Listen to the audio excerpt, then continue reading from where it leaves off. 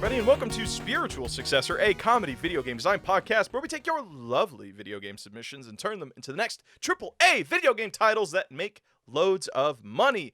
I am one of your hosts, Blake Rea. AJ! That's me, I'm the other host.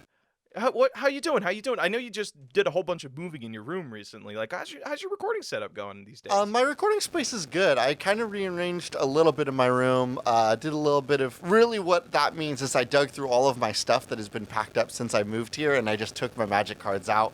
But most of the most noticeable thing and the most notable change in my room that I'm feeling right now is the smell of smoke in my room. AJ, do you have an active fire going on in your room? Like you just put a little bundle of sticks and some stone and just not anymore. I know it gets cold up in Oregon, and you don't really have a heater in your room currently, right? It's got a bundle up. I do have a heater, but I also in my room essentially have the dryer because I've been moved into like a space very close to the dryer. But earlier today I was doing some nice dryer work. You know how sometimes your mechanics go on the fritz and you think to yourself, I'll just work on that on my own. And somebody, we're not going to name names, maybe lit it on fire briefly. But everything's cool and fine now. But my room does smell like burned things so much. And we're going to live with that.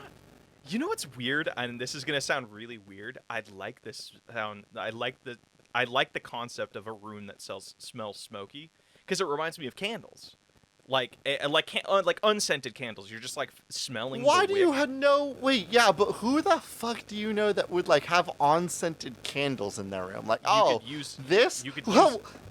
hey, buddy, welcome to my crib. I live in a church. We use unscented candles. You clearly have never set the mood for a partner to come home. You set a nice little candle. You don't want to AJ, if you're on a date and you're bringing this person home that you don't know who they are, you don't got to read on them. You don't know if they want. You don't know if they want lavender nighttime fresh or they want pine cone. You gotta play middle of the road here. You gotta be like, you can't be too extreme. You can't pull out summertime popsicle on somebody. You know, you don't know. No, okay, you're right. You don't know, and that's exactly like the point. If I'm putting the schmoves on somebody, and I want to make sure that I'm doing it in a good smelling environment. Number two, I'm going to commit to a scent. And if they're not into it, then I need them out. Like, the scents are vibes, yo. And, like, that's a big deal.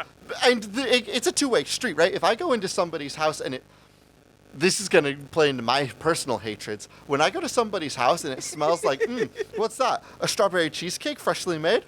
Ooh, an apple pie? Ooh, some cookies, perhaps? And they're like, no, I have a candle that smells like sweet treats. I'm leaving.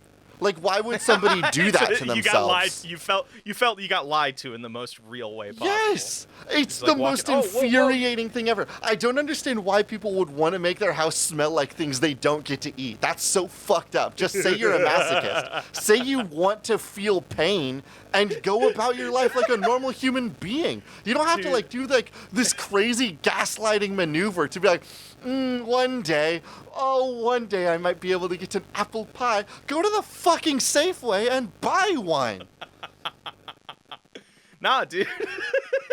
Anyway, so the long story short, if I go to somebody's place and I smell that they're trying to put the schmoves on me, no, I'm leaving. And if they come over to my place and it smells like, the beach and pine cones and there's for some reason an idiot that's not into that, they can leave. And I would like them to.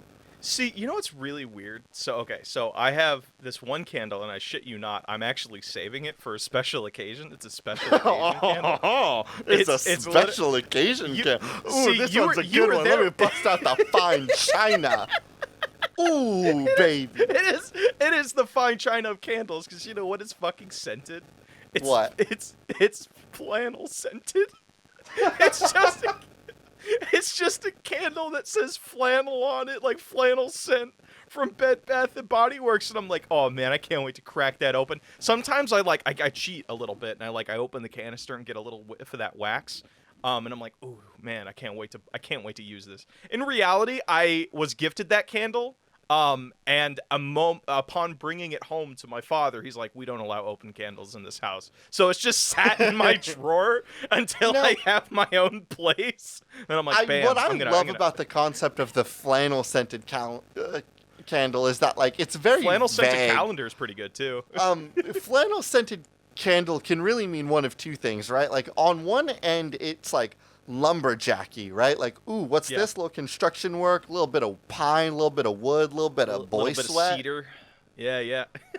On the other side, though, the exact opposite of a good-smelling flannel is a bad-smelling flannel. Oh, you like know, BO, a flannel, like just that's been worse. worked in. My thought was a flannel that, like, you know, it got hosed down and then left next to the laundry machine. Like mildewy, got that mildewy flannel stank on it. And so I love this high-risk, high-reward flannel candle you've got there that really could, you know, break one of two ways. Well, that's, you know, here's the thing. This is how I evaluate, you know, a potential partner. If I'm dating some woman, I need them to be able to adapt. And if I crack open this flannel candle and neither of us know the smell and they're like, we got to kind of digest that together, it can either be really bad or be really good. And I'm just going to be seeing their reaction and be like, okay, you know, they're going with the flow. I know that they're a keeper. I know that they can adapt to situations with me. I need that in my life. That's a good one. Smells like shit, and if it smells like absolute shit, we can just talk it and go to Bed Bath & Body Works and get, I don't know, some sugar cookie candles, the shit that you hate. No, I hate. See, now you fucked up and you gaslit yourself. We're recording. You can say you're a masochist. Say it, Blake. Go on. AJ. Everybody knows this already. Unless you're a new listener. Unless you're a listener. Unless you're just like a brand new listener. Hello, my name's Blake Rea. I like Rouge the Bat that tells you everything you need to know about me and my preferences. There it is, finally, a video game thing. That is what we do on this show. And it has been 10 minutes of us talking about candles and fuck all. So do we want to do video games now? Like, sure, here's the thing. I want to let you know, Blake, full confession, you can say no. It's our show. If you want to keep doing this, we totally can. Why not? Talk about talk about we can talk candles. about whatever we want. You know how much longer that conversation goes? You're right. It is our show, but I just want to go back to the candle bit. AJ, realistically, you know, one thing you and I've learned over doing this podcast for so long, we kind of get a sense of like how long conversations will last or how much, you know, fuel we can get out of it. I think this candle conversation, 30 seconds more tops. I don't think it's going anywhere. So I would love for a game submission. Do you have a game submission? Or I can also just talk about like what we did before we actually recorded. We were talking about our Resident Evil. No. You don't need to talk about that. I have a Twitter submission. This comes from Caleb All Bay Martin. Citizen Kane the roguelike. Now, this seems like an excellent time for me to talk about Citizen Kane. No, I haven't seen Citizen Kane, but let me tell you something. I went to film school, which means that around film school, people always talk about movies. And through my 4 years of people talking about like movies, there's always the discussion of what's the best movie ever made. And the name Citizen Kane got thrown around a lot. Now, here's the thing. I had never seen Citizen Kane. But in my mind, I had a thought of what Citizen Kane was. My thought of Citizen Kane was that it had the guy that was the lumberjack in Ring of Fire. Nope, not Ring of Fire, Reign of Fire. I forget his name. He was in 300. Please help. Gerard Butler? Thank you. I was imagining a movie. When people said Citizen Kane, I thought it was the movie with Gerard Butler where he is in a cell. Yeah, I've told you this before. I don't think I've said it on the podcast. I thought that Citizen Kane, the greatest movie ever made, was the film that stars Gerard Butler as a felon that has just been locked in a jail and is somehow still committing acts of terrorism. They'll be like, tell me how you did it. And he'll be like, I'm not telling you anything. Anyway, watch out on November 2nd. And then a bomb goes off and people are like, how's he doing it? I thought that this cat and mouse movie about Gerard Butler and somebody else was what people referred to as the greatest movie ever made. Now, granted, I've never seen Citizen Kane, but certainly a movie about a citizen with Gerard Butler was going to be the Citizen Kane movie. The movie you're thinking of, by the way, which I think is so fucking funny, is it's called Law Abiding Citizen. There's just one. There's just one word comparison there, and But it's like the word. It's like the word about it is the thing that made me think that was the one they were talking about. But to be honest, though, I can see where your confusion comes from, because, like, okay, picture Gerard's face. Picture his, like, just, like, very mysterious, like, plotting face, and put Kane in front of it, like Kane with a Y. I'd be like, oh yeah, that's a guy named Kane. I get it. Citizen Kane. Also, if somebody said, hey, by the way, the greatest movie ever made does star Gerard Butler, like, that's a sentence that makes sense. Is, like, what? The math checks out is the thing every time I run through it. Hey, AJ, tell me, like, more than one Gerard Butler movie. I mean, either than 300 and Ring of Fire. Those two are already competitors for greatest movies ever made. Do you know any others? Because, like, I feel like most other movies would... Actually, wait a second. I'm forgetting, like, the best movie ever made. Gamer with Gerard Butler? That movie's so fucking dumb and gratuitous and stupid, but... God damn, do I love that movie. Excuse you, I believe the movie was called Bounty Hunter. It's a rom-com with Gerard Butler where he plays a bounty hunter hunting down his ex-wife. I don't know much about that movie other than I think I liked it on my first watch in middle school. So, like, the math tracks. That's the one with, what's her name? Jennifer Aniston, right? Yes, there's a scene where some guy tries to stop him, and so he shoots him in the leg, and he's like, and the guy drops, and then Gerard Butler runs over to her, and he's like, it's fine. I'm such a good shot. I cut through only flesh, so you'll be totally fine in 2 weeks. Wait a second. Also, he was the dad. He was, what's his name? Hiccup's dad in How to Train Your Dragon, right?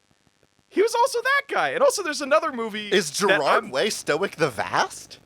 Yeah, I think, yes, if I'm remembering correctly, yes, because Gerard Butler is, like, Scottish, and, like, that's his actual voice, which is so fucking cool. Also, did you know Gerard Butler starred in a movie called Machine Gun Preacher, back in 2011? Is this guy, oh god, this is a 6.8. Big ups to Gerard Way for having an entire career built around 14 to 18-year-old AJ Hart. Thanks, bud. Jesus Christ! But he was also the Phantom and Phantom. All right. So you're saying we're gonna he can sing, can't he? Yeah, he can sing. Yeah, he could, like, super sing. He wasn't in Les Miserables, was he? Or was that the other guy that looks like Gerard Butler? The guy who was in The Prestige. Hugh Jackman. Hugh Jackman. Yeah, Gerard Butler and Hugh Jackman look a lot alike in my brain. You know, generic white guy with beard, short hair.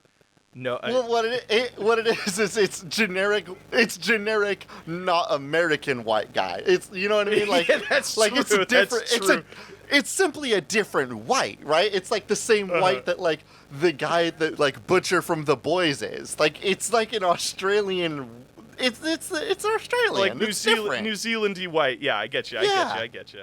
That's a different breed. We know that. So what are you suggesting? Because I could just sit here and talk more about Gerard Butler and just, like, his amazing filmography.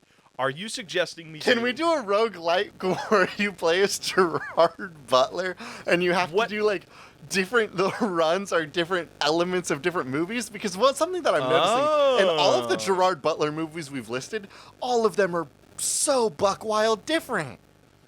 You know, see, that's actually kind of interesting because I have not seen the original Citizen Kane either. And the reason I would like to clarify, because we're talking movies here, I never saw that movie because you had already seen well, no, the moment somebody tells me this is the greatest movie of all time, I'm immediately more skeptical of it. And I'm like, okay, because most of the time, like, it's like the same people who come up to me and say The Exorcist is the scariest movie of all time. And I'm like, okay, in the time it was released, I can see it being the scariest movie of all time. But since then, there have been, like, different generations find different things scary. Fuck, back in the 40s, we thought giant radioactive monsters were the scariest thing imaginable. Like, that's why Godzilla's a and then I don't know Joker if it's necessarily 2019 happened, and we know the real scariest thing imaginable.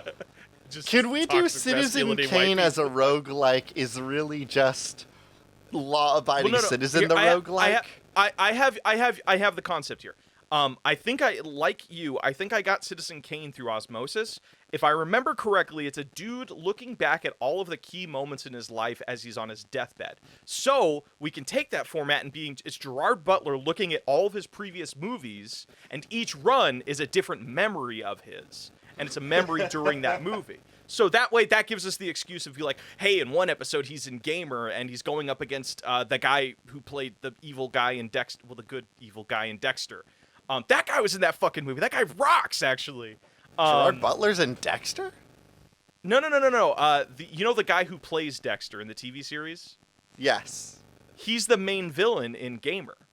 And he was like, there's that great scene where he's like, you've got no strings on me, like that, and he's like also playing puppeteer with all the people. Like, God, that movie's just so fucking good. I love that movie so much. I watched Gamer in 8th grade. What an excellent 8th grade movie. Yeah, it definitely did not like age well in certain areas. Oh fuck no! Hey, yeah, it's fucking bad. But like, just the concept of like exactly like you were saying, I'm a 12-year-old. I don't know. I don't have a good grasp on like social consciousness. I'm just like, hey, it's a cool guy pissing into a car, gasoline, make the car go. Check this movie out. It's got a buff guy on the front. It's called Gamer, and it's one of the 5 movies I know where you can see boobs. God, that's right. Before the advent of the internet, porn was like a rarity. So it's just like, that's so weird. Like, do you think about that? Okay, we have to stop talking about Gerard Butler and Gamer and the movies he's in. Either we need to talk about an actual video game or we need to get a new submission. I'm pulling the ripcord on this. Hey, Jay, you were just preaching 9 minutes and 36 seconds ago that this is our podcast. We can do whatever the fuck we want. Talk about Gerard Butler. It's Gerard Butler podcast this week, baby. Well, no, it I isn't. don't We should get to the game. I don't want to keep talking about Gamer in like a fun, positive light because it has been 10 years since I've seen it, and I have no idea how it aged. That's totally fair. I also have not seen that movie in a long time. Also, and it's definitely rose-colored glasses. Gerard Butler is a famous person, and I have to assume that he's shitty because of pretty that. Shitty. So, yeah. Not gonna go into too much detail. Marky Mark, not as cool of a guy as not a very cool guy. Gerard Butler could be the same problem. I'm just not Googling it right now. I mean, he was a white guy playing an Egyptian god, so. I don't know about wasn't he? Yeah. Well, Jake Gyllenhaal also did that, and he also started. Yeah, everyone did that. Everyone does that. Everyone does that, Blake. All right, let's move on. I think we've called ourselves out. We've caught ourselves on just the problematic elements of movies. Let's move on to something more constructive. Okay, give me a video game. Give me something to use to attack video games with this time. This one comes to us on Twitter from Brett Owen, B_M_O. Control, but instead of brutalism, it's another specific architectural style. AJ, I want to talk about one of the biggest architectural advancements of our lifetime. And it sadly Can I guess what it is? Let me give you my sales pitch, and then you can guess. How about that? Okay. Yeah. It was particularly popular in the 90s. It was very colorful, very, very big, very fun. Mainly, particularly was targeted towards the ages 8 to 13 crowd. But it has slowly fallen out of fashion since, the 90s. I don't think I haven't seen one of these, but since I was probably 10 years old. AJ, what do you think I'm thinking about? What architectural advancement do you think I'm talking about? Is this slides in houses? What?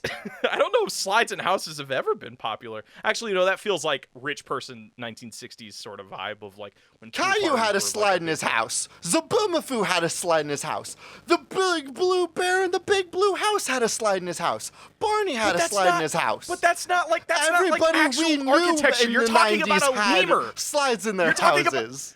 Okay, AJ, hold on, real quick. Yes, I agree with you that slides were like a big thing in 90s television, but also those were slides built for lemurs. It's different for a slide built for a person and like an actual house. I don't think Mr. Rogers also had a slide in his house though, and he's a people. God, answer that, Blake. God, Mr. Rogers is actually pretty cool. No, what you're actually a little bit, you're getting close. McDonald's play places, AJ. I'm gonna do a supernatural first-person shooter. Blakey. Do you know how I was so close, and you're gonna give me flack on that? I cannot believe I got that from downtown. You're like, well, actually, Blake, come AJ, on. you named gas me up one time. Tell me how good I did. Come on. A slide does not make a play place, AJ. God, the way I was in your mind palace and scoped that one out, dude. A ball pit, a tube that has a window to see through, an area, a net wall to climb up, places, hot plastic that has been sitting in the sun that you burn your leg on when climbing up it. That makes a play place, AJ. So, yeah, what the I'm fuck suggesting... happened to play places? You're right, I haven't seen one in like a decade. I don't know. I went to a Chuck E. Cheese that didn't have a play place, by the way, one time. Wait, that doesn't make sense. Is it just an arcade? Yeah, it was just an arcade. You know what? Honestly, I think I know why. It's because they're a pain in the ass to clean. Because I feel like the smell didn't clean those. And being in a place was just kind of synonymous as I was a child. Actually, now that I think about it, as a full-grown adult who knows what germs are, I don't know if I would go in a play place unless that's because you're a punk-ass bitch. If I was somewhere and could get into a play place, absolutely I would. Fuck you. I went to City Museum, which is just one giant play. That's it, AJ, hold on. I've stumbled.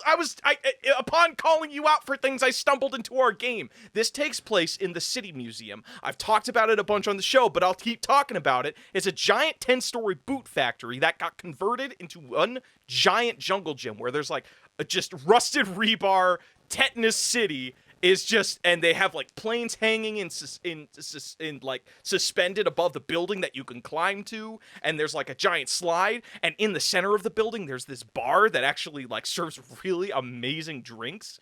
AJ, that's our fucking concept. You are, just like in Control, the manager of this building, like the manager of the bureau, and you are sent in to manage the City Museum, but you find out there are just strange paranormal aspects to it. So that's our architect. What do you qualify that as architecture? Is it just absurdism? Because it's like in the basement there's like stalactites. I think that what we'll lean with is absurdism. Yeah, like everything's going to look like a crazy art museum, and I love that. As like that would be like the different levels, the different branches, the different hallways.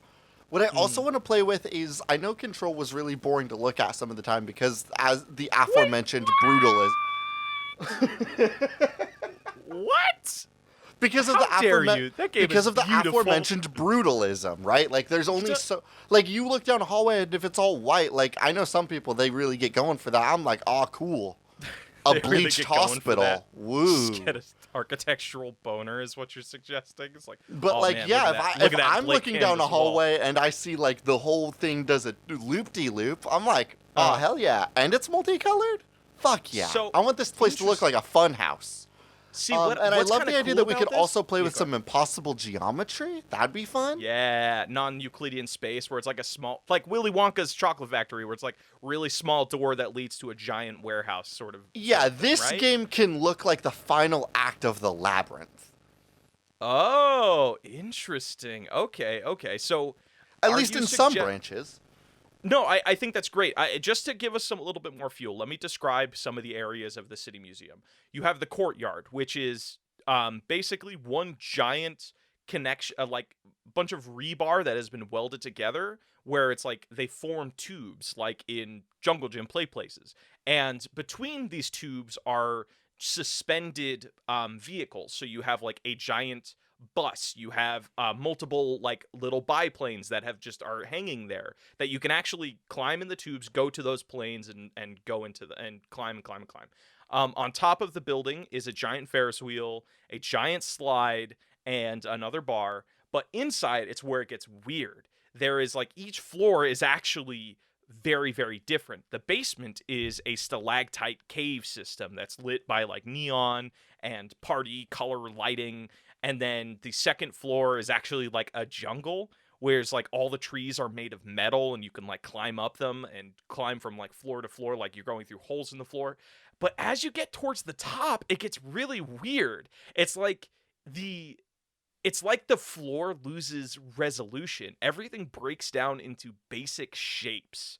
And I feel like that sounds like endgame material to me. So Well, you my start problem is that sounds like Control. You know what I mean? I want it to be more wild and colorful. I don't want it to be like desaturated. well, or nothing. no. That's the cool through line of all this stuff. There is always color. Okay, Like, cool, even cool, though cool, cool. Yes, the yes, top, yes. the thing I was saying with or the thing building off of what I was saying with the 10th floor is where like you just like there's a ball pit that's surrounded by a bunch of polygons. But there's like also giant like splashes of light and color. So it's like there's no normal light on the top floor, which is the weirdest thing.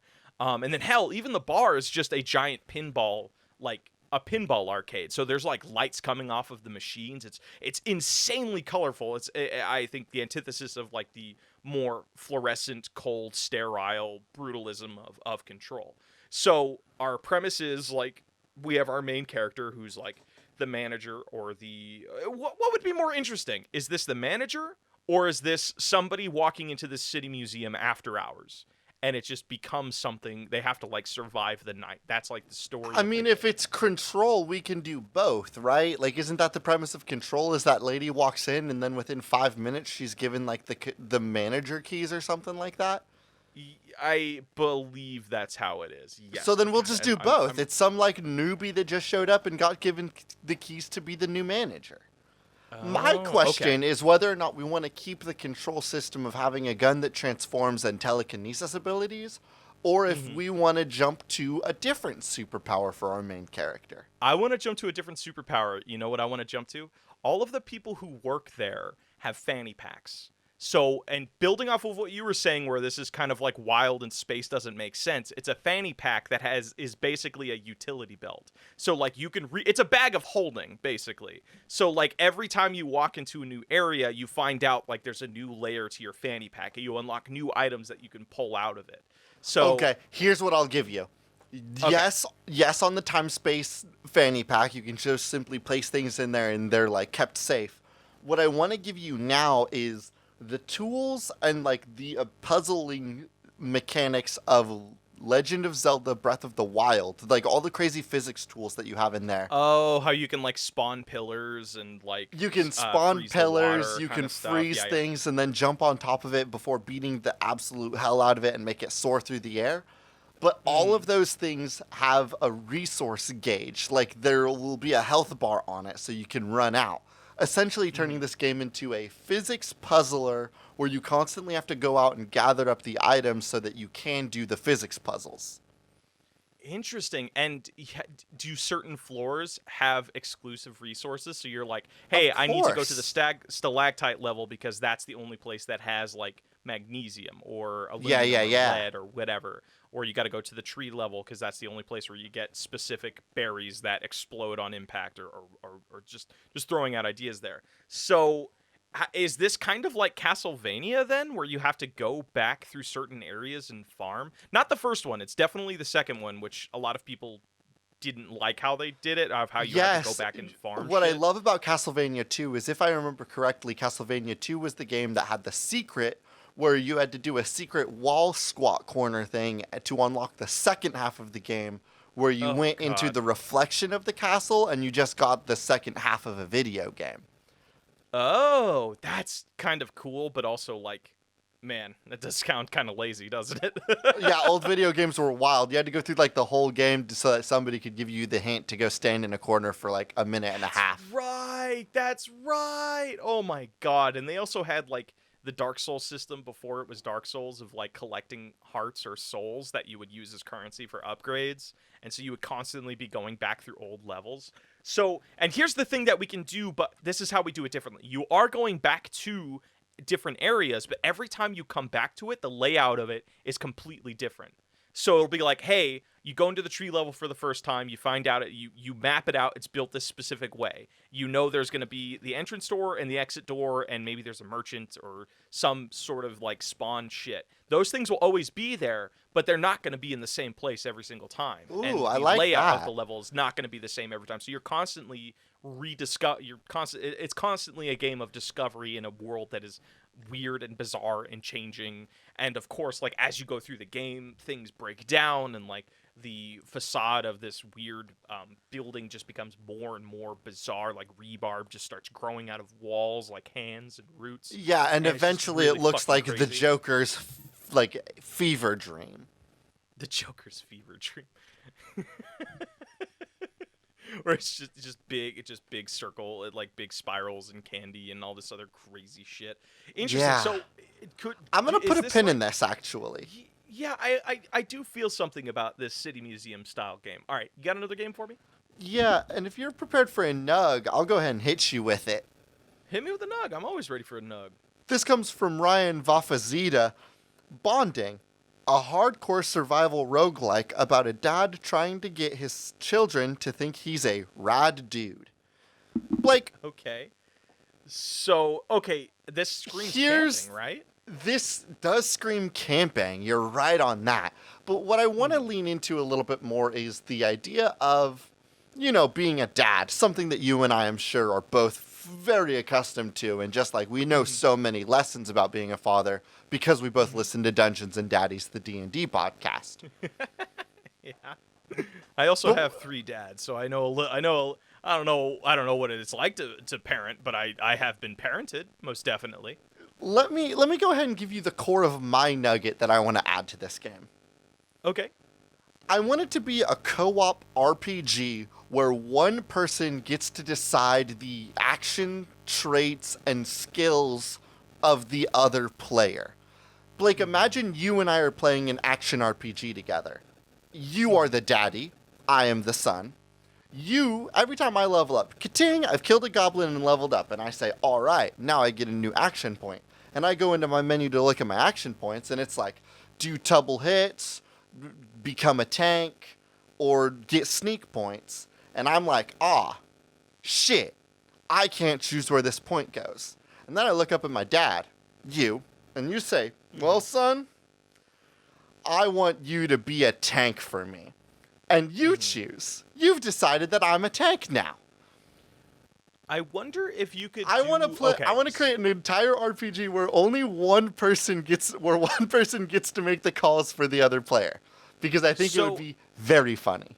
How can is there a way that you can award because I'm trying to figure out, like, most games that have a mechanic like that, it becomes very much like a game of, like, the person who is supposed to be under control fucking with the other character. That's what I want. That's what I want. That's what I want. So is there a way that we can award the character? So obviously the parent has more control over the kid. Not more, all of the control over the build kid. of the tank, So or of the kid. Is there Sorry. a way we can reward the kid for being a fucking bastard, just being an absolute Ooh, trash yeah, that's a good point. Because, How like, does you know the what this kid kinda get remind- points? What this reminds me of? It's that one game it's that Jackbox game we played on the Discord. It's the one where you're like the family of devils, where you actually can make more points for ignoring your chores and being just a rancid jerk kid or jerk mom or whatever. So I'm wondering if you can do a thing of, like, if your parent can pick what class you're in, but are you rewarded more points for playing in the other classes? Like, you have access to, like, when you first launch the game, you have level 1 in all of the different kinds of combat abilities. So you have level 1 in magic, level 1 in tanking, level 1 in healing, whatever. As your parent can choose the thing for you. But What if actually, okay, here's what it is. What if the kid just grows faster? Like, the kid That's what I'm gets way thinking, more yeah. experience way more fast, but they don't get to choose what kind of, like, abilities and points they get. But the parent grows way slower, but gets to choose all of the abilities and points. Now, of course, this is going to be a game that kind of breaks down into 2 types of players, right? There will be the players that listen to their child and grow them into being the DPS that they want to be. But the real ones out there that understand our vision, Blake, they will be a parent that makes their co-gameplay partner suffer as they build their perfect tank. They say, actually, my kid, like, I want to trigger, like, a little, it feels like Army of 2, but if one person got to make all of the choices. I wanna put a little twist on this, just so 2 things. One, what if the child character has no idea what their points are in? So that at no point they know what abilities they have. So it's just a constant like guiding from their parent to they have to constantly ask their parent, what are my abilities, whatever. But like any parent-kid relationship, eventually that kid grows up and becomes more of like the dominant force in that relationship. They're taking care of their parents or whatever. So what I'm saying is anything, all the shit that the parent fucking puts on the kid comes back around, baby. So it'll be like as soon as the kid reaches level 20 in some skill of any kind, either because their parent gave them level 20 in that skill or because they earned level 20 in that skill, they get to completely reassign the points of the parent's character. How about this? To, like, just, from that yeah, moment on, the kid gets to make all of those same points and decisions for the parent. A little bit of like, if I make you suffer during early game, you get to make me suffer during late game. So, but here's the thing. How do we motivate? Because I don't want people to go through this game civil. I want to motivate need them to shitting on people. So what if there is some sort of like Casual Crashers element of this where like you go through these bite-sized levels and points are tallied at the end of it. So it'll be just like it's very instant, like, and what I'm trying to get is like there's this competition of who's going to earn the most points, who's going to put the most boss damage in, like maybe that's how we do this because but they did say survival, didn't they? The original submission, like it's like a survival game. You know what we so could how do can we then? turn that into a survival thing? What's up? What if it is a co-op roguelike game, and the levels feel a little bit more akin to? You and I have been playing Remnant lately. Yes. And in Remnant, there's a system called Adventure Mode. Essentially, the way it works is the players are loaded into a big map that will have a couple dungeons that you can go do, and then like one boss fight, and that would be one complete cycle. So what if we set up this game where you queue up and randomly one person is selected as the parent and one person is selected as the child. And for the sake of this run, I would make all the choices for you until we got to the end of the run. And or the cycle. The next cycle begins, and then we swap. Now, for the next chunk of like world, level, floor, whatever we want to break these bits down into, that cycle, you would be in control. We get to the next thing, we swap, I'm in control. We get through the next thing, we swap, you're in control. And we do something like that. How about this? So here's the thing, like one of the big gameplay loops of Remnant is like unlocking new gear, but they do this one beautiful thing of like if one person collects a piece of gear or a resource, everybody gets it. So like a person grabs like a unique ring that gives you abilities, everybody gets a copy of that ring. So I'm wondering if you can do a game like this where you spawn into some sort of like big world where there's dungeons and bosses, but only one of you gets to walk away with the gear from that adventure.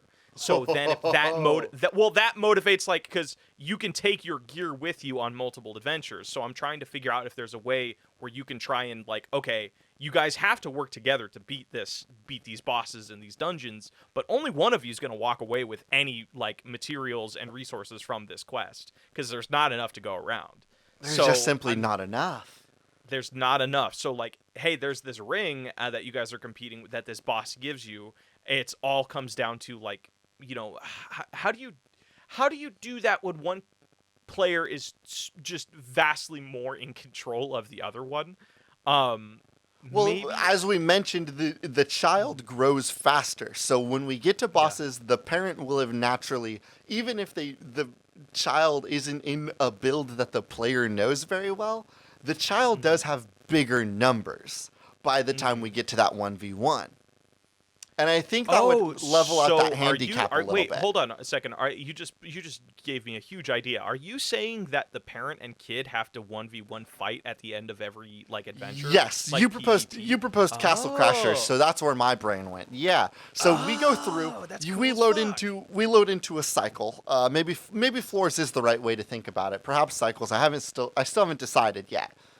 We load in, we go through, we fight stuff, we kill things. I've been leveling you up all the way. We get to the boss. I leveled you in a way that you can kill the boss. But now you and I have to fight to see who gets the gold ring. See, that's cool as fuck, because you know what that means is like, I say I'm the parent and you're like in the kid thing. I'm trying to build you up in a way of like, man, I need to make you powerful enough to take out this boss, because by boss end game, you're the one that's going to be doing the main DPS. It's like you and I gaming with our buddy Andrew, who has like quad damage and all of his critical hits. We're like, you and I are just fucking sitting there doing nothing, and then he comes in and melts a boss for us. So we are building out that character, but we need to take into account, like, okay, I need to build them in a way that I can still fight them. I still need to kill my kid, yeah. I still need to kill my kid. You know, and that's interesting. Like, well, no, the concept of like this character, and then that way the kid character is not in like total, like they don't have any say in it. Like they do grow faster. So if they wanted to farm, like say you're building me up to be a caster, but I want to be a melee character. Like, yeah, I that can sucks work on for the you melee. because I'm gonna give you so many casting things. Oh yeah, because the rings and stuff that we're picking up from those boss kills, like we every time we pick up those 1v1s and we get that piece of gear, that's with us forever. So even if while playing, I want you to be a DPS like frontliner. You've brought in enough gear that you can still be a caster for your run because you've brought in items to counteract my parenting skills. Yes, but if I die as the kid character, I lose all of that progress, and you're the only one that gets to walk away with gear. Yes, okay, so it's a roguelite then, where on the short cycle of the runs, the parent gets to choose what the child gets, and the child and parent roles are swapped each time. But in the grand loop, the big progression is you're bringing back pieces of loadout that you can use to control what your loadout would become when your parent decides things for you. Yes, and to add some extra stank on this, if you load into one instance of an adventure, there's only ever one opportunity on your account, one opportunity to get a piece of gear. So like say you and I load into this level and we know there's a ring at the end of it. We go through and I lose, you get the ring, I don't. If you and I load into that instance again, it's not that ring. It's never the same piece of gear. There's only going to be ever one existence of it. So maybe now is that because we're on some Borderlands type shit and like all of the gear's hyper randomized?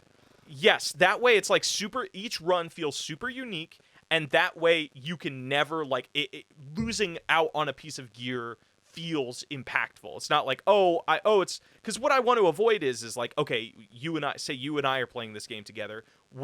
We could very easily cheat the system to be like, okay, during the ending fight, I want you to win because you're the one that doesn't have this piece of gear, or vice versa. It's like, no, each time is a completely new piece of gear.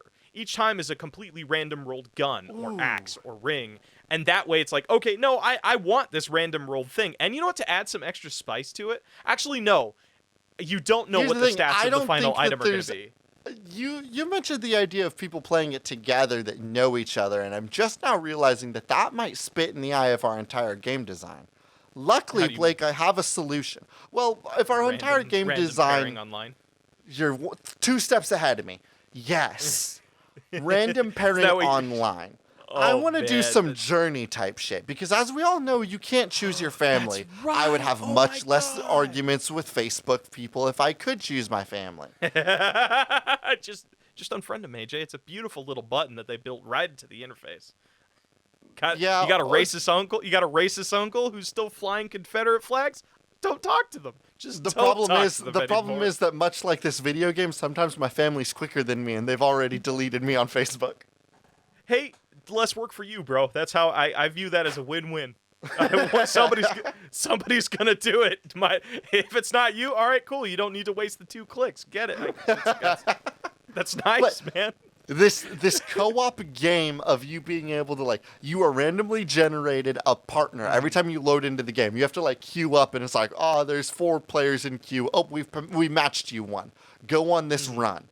For this run, you are with a random person online. This is how you would go through this run. They get to be the parent the whole time. And then you fight for the gear at the end. You take that gear with you back. You equip it. You go out the next time knowing that you're only going to be able to take this route, or at least a little bit more quick control. Question, just to kind of add, just like keep progress there. What I'm thinking would be kind of cool is if you successfully returned with gear, that gear is permanently in your inventory. It's not like Hunt, where like if you take an instance of that piece of gear and die, you lose that gear. It'll be like, oh, during your mission you managed to find a rifle on the ground and you really liked it. You took it with you but you won in the final PvP. Now that rifle is always in your inventory and you can take it into any instances you want. So like you can play this game and you could theoretically like lose a few times, but you still like, if I finished a boss and got the Spear of Long Stab, then that goes in my inventory forever. Anytime I queue up, I can choose to grab the Spear of Long Stabbing, and know that whoever my dad is will look at me and be like, "It's got a spear. Should probably do something with that." All right, I want to throw something else at you just to really lean into this parent-kid dynamic. Like you ever have like a parent and you're just like enjoying some food or something, and they're like, "Well, that's mine now." Like I could be having a bag of chips, and my mom will come up and is like, "All right, give me some of those chips," and then she takes half of the bag from me. I'm like, well, what the fuck am I gonna do? Well, my grandma's more guilty of that. My grandma's very like, "Oh, can I have one chip?" And then she'll just fucking eat the whole bag. And be like, I'll buy you a new bag. Yeah, the wonderful thing about living with family that I'm being reminded about now that I live with family again is that I don't own things. The house owns things. You see, my household has a rule where if something's been in the fridge for 2 days, it's the house's fridge. It's the house's fridge. That's how we do things at my house. Be like, but see, I actually love that because that's how I get like really good leftovers. Like, oh, my mom and dad, like they went out to Buffalo Wild Wings when I was out one night, and I'm like, oh, there's some garlic wings just still sitting in there 2 days later. Hey, Blake, I know you. What's your strat? Where's it hiding behind? I'll hide stuff behind the orange juice. Where are you hiding it? I usually see I've gotten a little bit tricky. The things I buy are things I know they can't eat. Like also the things they choose not to eat, because I like kombucha. I like fermented just fucking garbage vinegar water. Yes, it's tasty. None of my parents kombucha's not tasty. One whiff of that, they're like, "Oh, that's disgusting." So okay. Yeah. So you just put all of your goodies with the kombucha. Yeah, it's like trying to cover up their scent, like you're out trying to cover your scent up from an animal. It's like you drizzle a little bit of kombucha tea on all They'll of your never shit, know like, about my seasoned fries. I have an open bottle of kombucha in the fridge. Okay, but going back to the game. So what I'm suggesting is, if you are the parent character, maybe at the end of it, if you win as the parent, you can reach into the other player's inventory and take anything you want. Or maybe I don't like the idea of stealing actual things. Here's what I will give you. Hey, I didn't like the idea of my grandma stealing all my chips, but you know what? She did it. Here's what I should say. For our game design, I don't want the parents to be able to stop long-term growth. The long-term slow grind needs to be important, because I don't want people to risk those things. Here's what I'll give you, though. Parents can steal the consumables from their child as well. Mana potions, health potions. Okay, so they one-time blocks, basically revive stones, all of those. That could be the parents. They could just snag that. That's it. Yes. So like in Remnant, they're like these consumables of like, oh, you got to take this oil skin thing to get rid of like the root rot, or you got corrosive on you. You need to take this ointment or whatever. It's consumables like that you use during quests that they're like, you know what? It would be kind of fucking funny, just leading into the theme of like your parent asks for something and half of it's gone. They take half of all of your consumables, so you have to buy more. The parent always has the option to steal one of them from the kid. But here's what I will also give you, though. While the parent always has the option to steal it from the kid, if the parent heals the kid, it gives them double effectiveness. If the parent decides to use the one-time shield on the kid, then the kid will be healed. Will get that one-time shield for 2 procs. like adult versus child, like, you know, skill, and like, oh yeah, you know, when the adult does it, they know a little bit more about what they're doing, and like when it comes to healing, and they can get you. I like that, because what I want to create is a video game where the parent has every option to make the child's life a living hell. But when the parent decides to be good about their child, they are rewarded more. Think of it as I want the child to be a tank, but because they brought the Spear of Long Stabbing, all of the buffs that the parent can give to the child are percentage based off of the base stats. Bringing in the spear increases the base stat of the player. So when the parent is a good parent, the growth is exponential. And again, that would translate to percentage buffs based on the gear that the kid brought in, as well as bigger buffs when the parent decides to assist the kid. But the parent always has the option to make the kid whatever the hell they want. And if they want a tank, they're getting a tank. Well, I mean, that's unless because the kid has the option of growing in other areas. It's just that's not true. As fast the slow burn, like, the kid could do it. Yes, it's just not as fast as like being assigned the ability points that the parent decides. And I'm wondering if we could do.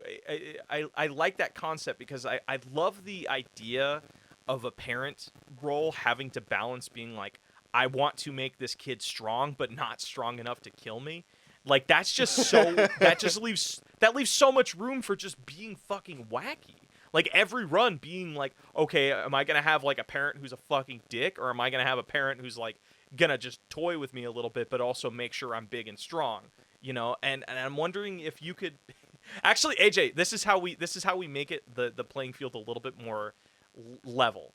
The parent controls all of the buffs that the kid has. The kid controls all of the debuffs that the parent has. Because, like, you're at Disneyland, a kid, they decide where you go. Like, when you're at Disneyland, a kid's like, I want to do this or I'm going to fucking cry my eyes out. You're listening to that kid. So, what I'm suggesting we take here's what I'll give you. Yeah. The kid, the parent has to take care of the debuffs. Not that if the kid gets poisoned, the kid has no way of curing their own poison. It is the dad's responsibility to stop the poison. So it gives the kid the ability to say, if I'm not getting what I want, I'm gonna go get poisoned all the time. I'm just gonna go set myself on. I'm gonna go up to the fire enemies and just be on fire the whole time. And you're just gonna have to do something about it because you gotta work with me here. I don't know. You have all the potions, Dad. No, I feel like there is some fun to be had in the child character picking some sort of debuff, being like, hey, every time, like, how about this? And it's not going to be as sporadic as what if the child had the ability to pass the debuff onto the parent? No, because I think it's I just don't know how I feel about giving the child a direct way to cause issues for the parent in the middle of the run.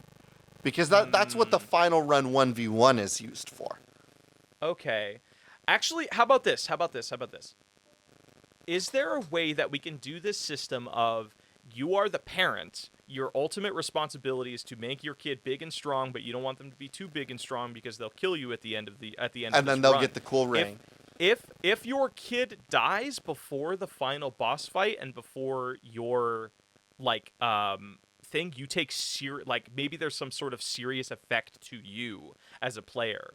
Like, maybe you lose out on something. Like, maybe Here's what it is. Experience for that run is like hit, you know? You beat a boss 2 pieces of gear drop. You do the fight to see who gets the first pick, like the first pickup. If the kid dies, the run's over. Flatline done. The main character died.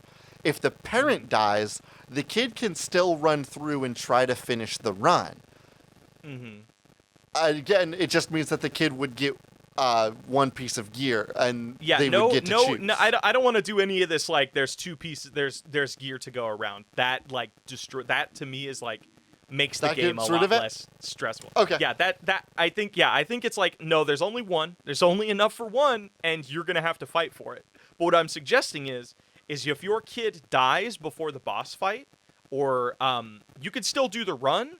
It's just that your XP will start going down, like the XP earns. To be like, your kid dies once, guess what? Now you're only making 90% of the XP from all of the enemies and the bosses in this run. Your kid dies twice, oh man, you're only making 75 now. Kid dies 3 times, 50%. Kid dies 4 times, you're only making 10%. You know, so it rewards you trying to make your kids strong, but at the same time, you have to balance, oh, I don't want to make them too strong. You know what I mean? Gotcha. Okay, yeah. So that way there's some risk to you as the parent. You're not just you are in total control, but if you just dick around and are a complete asshole to them, you will not be rewarded. You will actually have your run basically ruined if they're dying all the time on you. Like there's especially during the boss fight, nobody's going to get that in their first run like we did. Like, I mean, there are some bosses in Remnant where you and I and Andrew steamrolled through them, but there are other bosses where it's like we have to do like that boss like 10 times to try and learn its tricks and shit. But every time you die, you take a hit to the XP earned. But it's I'm trying to think of stakes because like that's problem. What makes this shit fun.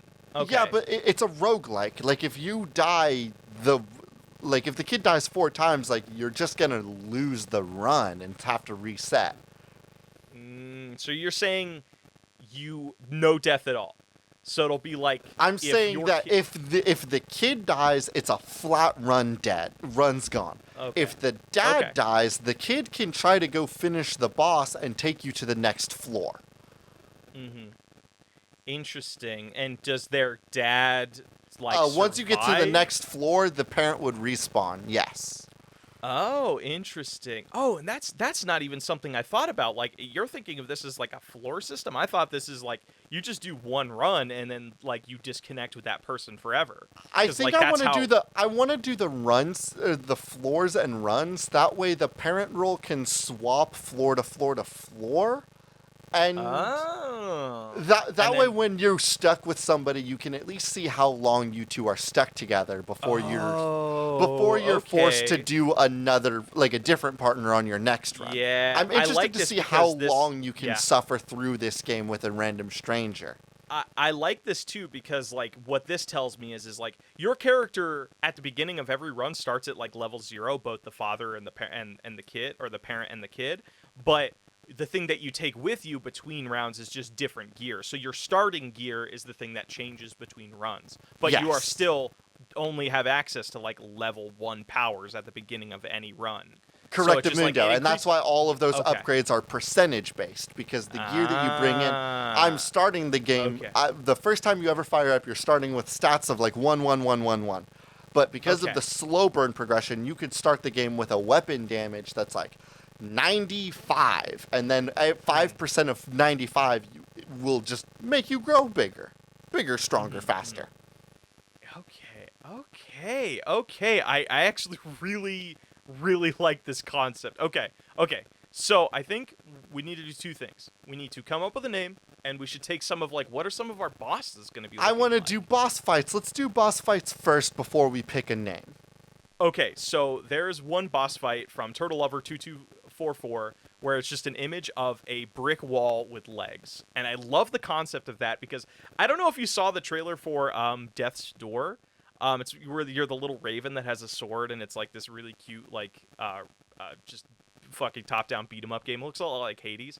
There are a lot of enemies, and I think this is becoming more popular, that are like wall-themed. I know there was one in Doom. Like in Doom Eternal, you basically went up against a dude that was like a giant wall-sized shield with a face on it. So I'm wondering if you could do some sort of thing where one of the bosses is like just all defense-based, and it becomes a game about maneuvering to its back to like attack like it's the area that it's defending. So that... Well, no, but I like that because that becomes a team effort thing. It's like, because one person has to distract the face of the wall while the other person does damage to behind the wall. Yeah, this actually is bringing up a really great point for me that I don't think we had really considered, or we hadn't directly hashed out, is what this game looks like. Are we imagining it as a third-person action game? This whole time, I've actually just been picturing Kratos and his kid, so like Okay. photoreal. Yeah. Okay. Yeah. Like a AAA based 3D action game. Okay. Yeah, where like yes. you could see that every follicle of hair on a person's face was very photorealistic, very beautiful, very fun. Also, side note, it would be kind of fun that you can design your own kid. Can you give me 3-word descriptions for like what the parent and the kid look like? Well, what I was thinking, it might be kind of fun, like in Remnant or I blanking on other names. I think it would be fun to design your own character. You can design you can design what your parent looks like, and you can design what the kid looks like. So you're like designing some 16-year-old kid, and then some like let's say 30s to 40s 30 some odd year old like, parent. Yeah. So you Okay, you have two things that you can design. Because I think that would be a fun way to immerse people, and you can like always be growing your character or whatever. Yeah, and this also lends us the ability to just like, sometimes you'll finish a boss and instead of getting a cool piece of gear, you'll get some dumb cosmetic that doesn't really matter. Like, cool, an earring. This is too small to notice on my character. See, that might actually be kind of fun. Of like, if you lose, you get a cosmetic item, but if you win, you get an actual usable item. Actually, that's how it is. If you lose, you get a consumable and a cosmetic. But if you win, you get an actual weapon or some ability-based item. So that way you still kind of walk away with something. Yes, that rules. But it's like, yeah, so it's like, it's not like, and not every run is a total loss. And of course, there's going to be like, in like Hunt Showdown where like you get XP that contributes to your seasonal content and all that other shit, which is also yes, a season. Yes, of course we have a season pass on this roguelike. That is so important. So you have like different cosmetics, different guns, different like seasonal based shit you can unlock. And you know what might be even kind of cool? Blake, I'm so afraid of when we actually do end up with a video game that has a season pass on a roguelike, because it's going to be the most disgusting thing I will experience as a gamer. and also more concerningly, will make me long-term attached to a stinking roguelike way longer. I love how easily I can drop. I love how easily I can just drop roguelikes. The idea that they'd have a season pass that tries to get me back every couple of weeks, that sucks so goddamn much. I actually found another one that I think is so fucking funny. All right, what do you got? So you sound really excited about this one. Hit me with it. This one comes because it's just pure image funniness. So there's this picture sent to us from High Tide on our Patreon Discord of this woman in a cowboy hat posing next to her what looks to be a boa constrictor with a smaller cowboy hat. So I'm thinking one of the So you bosses that show up and there's two of them. I love this idea. Yeah, so you have, like, the snake who is, like, operating on the outer bounds of the ring, and then you have, like, their beast controller in the center, and she's, like, fucking dual-wielding revolvers or whatever, or, like, is doing some... What's, like, I guess a glaive would be more... No, actually, no. I think you're right about the snake gets a cool knife. The person that controls the snake in the center has two guns, and they're juggling it like Revolver Ocelot. I'm also thinking this snake is like huge. This is like like a Goliath-sized snake that it looks like a worm from Dune, if you remember that at all. Or no, because I've never watched Dune. It was out. It's pretty. I mean, the 70s movie's a little bit shite, but like the original like story is pretty bitchin'. But Tremors. There you go. Like it's not as big, but you remember Tremors? No, like I haven't seen Tremors either. Keep going. I'll find something. Oh God. God. What's it? Could you hit me with the bugworms from the James Cameron King Kong movie? Oh, I have no idea what they're called, but like that's something you and I both know. So let's rock with that. So yes, they're like these giant. They can fit a whole person in their mouth, huge, and they control the outer ring while the revolver juggling gun woman is controlling the center. So you can't get too close to the gun person or else she'll bash you. You can't get too close to the outer ring because the snake will like eat you or hack and slash you with their sweet fucking knife. So God, That would be fun because like That's a fun boss it, fight because it immediately creates this situation where the players must synergize and understand whose job is what to take on the boss. Yes. Yes, yes. Is there a way you can do something like in Dead by Daylight when you're logging into a game with your friends, it sometimes gives you a hint at what like monster you're going up against? Is there a way that you could like pay like a blessing fee or something before logging in to know what boss you're roughly going up against? No, but So it'll I'll be give like- you this. There will be a traveling old lady that you can find on the first zone of each floor that will give you a hint for the boss. That way you'll have like, 5 or 6 Sometime- levels of yeah. growing to think about the counterplay. Yeah, I like that a lot. And there has to be like also like randomly spawned events like that thing in Remnant where you get like 20% more armor but like nobody else in the party does. It'd be like, ooh. Yes, Actually, that'd be yes, kind of yes. cool too because that could be like that means your dad like the parent. Sorry, I keep thinking dad because like Kratos and his kid, but it could Yeah. be any fucking parent. So the parent you come across a randomly spawned events in the world that the parent gets final say on. So it'll be like, hey, here's this giant pool of glowing liquid. Who's going into it? You or the kid? And you can like force your kid to go into it. You don't know if it's going to be a debuff pond or it's going to be a buff pond. So it'll be like, oh, you went into this you went into this pool made of magma. There's a pool. Someone can get into it. The dad Yeah, gets to so- choose who. Yes. So, and you don't know if it's like, oh, now there's this glowing orange pool, right? It's like, oh, that can give me like plus 10% to fire defense, Or it can make you makes me more twice as susceptible. lethal. Yeah, twice as susceptible to poison. That would suck. Yeah. Yeah. Okay. That's cool. That's what I think. Do you have any more boss fights, or do we want to come up with a name? No, I think that's good, and I'm ready to think of a name. This Okay. game was submitted with a name of Bonded. I'm sorry, Bonding. Okay. Bonding. Is there any way we can put like like an apostrophe something on the end of that, like bonding? So because you have like Remnant from the Ashes, you have Hunt, the Hunt Showdown or whatever. Tragically, that I'm really- not certain if I'm sold on the word bonding, but I've got something with a nice ring to it that that I want to kind of walk away from. Mm-hmm. How do we feel about a video game you could pick up at the store? Check this game out. It's called Father Like Son. Ooh, father like son. Okay. My problem is, does that feel Yeah. too gendered? You know what I mean? Like, I love the Yeah, that's- I love the vibe of it so much, but I'm worried that it's a little bit too machismo-y. It's a little bit Yeah, too that's- much like, that's oh, my this big- one's that's for my issue the with it, like, boys. I love that as as a saying in like real life, like comparing like the things that my father has that I have, that's fun. But if you're trying to make a game that's like meant for everybody to play, that is very got much it. pigeonholing you. Yo, what's up?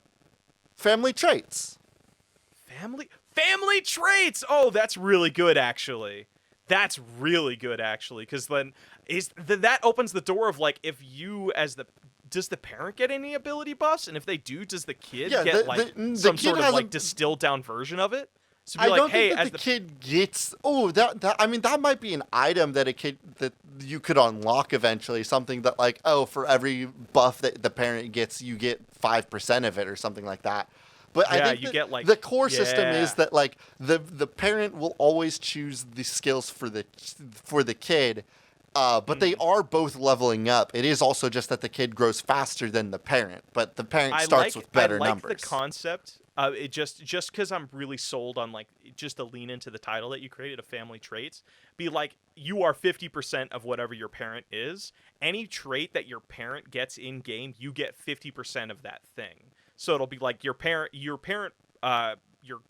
character just gave themselves they are twice as likely to land critical hits. Guess what? You actually no, that twice wouldn't work because then you just get regular critical I hits. like specifically the idea that the parent is just choosing what the kid gets and choosing what they get as separate thought processes.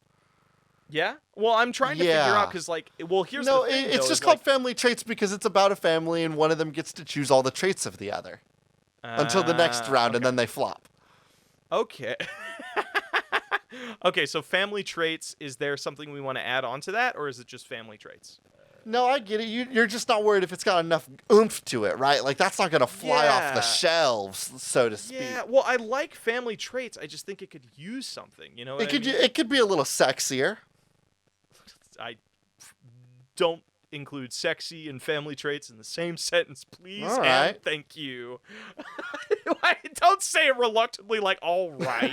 Like you're missing out on something. Somebody's been playing too much. Oh, God, what's that? Fuck, what's that game called? Reach for it. Come on, get the joke. I believe in you. Reach for it. Come on, bud. Go. Come on. Come on. You can get it. Go. It's not Blast Blue, is it? Nope, you're so close, though, kind of. Not really. What is it called? What's that dumb game called that we talked about for fucking ever in a couple episodes ago? God, what is it called? Something Kingdom, something to fucking.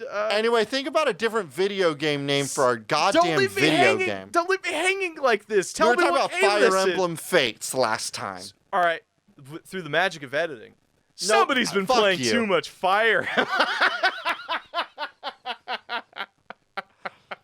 If family traits isn't good enough for you, give me something with more oomph. All right, I can't come up with anything, so guess what? It's just family traits. Family traits. Okay, all right. Hey, Is that a video game, Blake? I think that is a video game, my guy.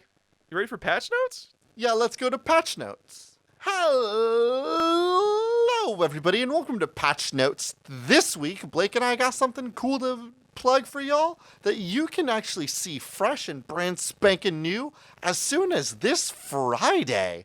Whoa! A wiki.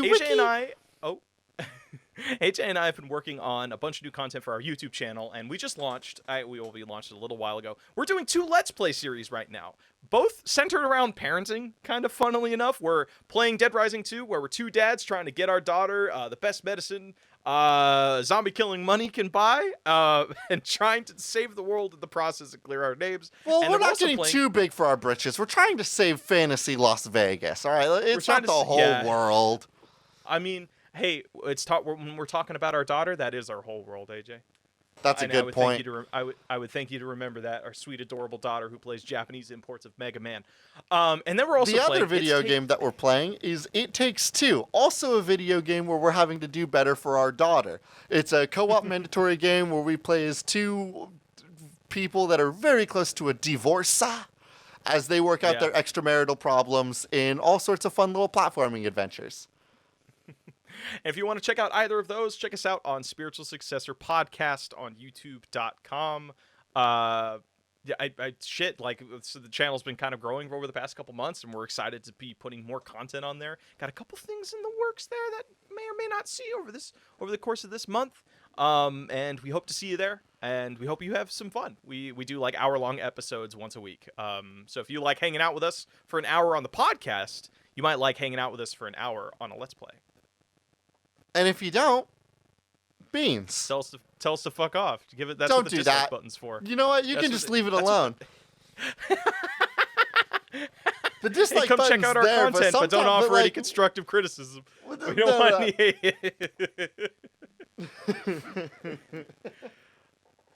As always, everybody, our intro and outro music is Cheap Shot by Anna Monoguchi, an excellent song from an excellent game for an excellent... Nope. An excellent song from an excellent band for an excellent game. I have been your host, AJ Hart. And I have been your other host, Blake Rea. This has been Spiritual Successor, and these are cool games that should not be made.